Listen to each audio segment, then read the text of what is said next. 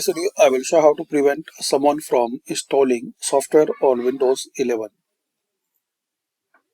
Search Registry Editor, REGEDIT, and open Registry Editor. Now here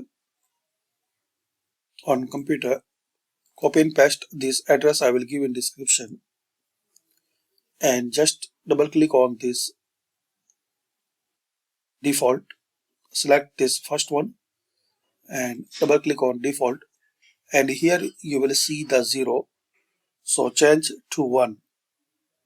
Then click on OK.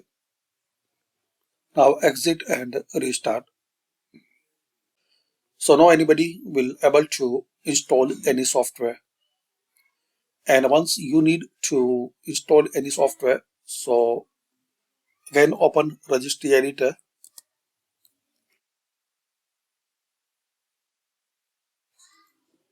and copy and paste this address. Now double click on default and again make to 0. Then click on OK and restart your system. So this way you can prevent someone from installing software on Windows 11. Thanks for watching. Comment this method work for you or not.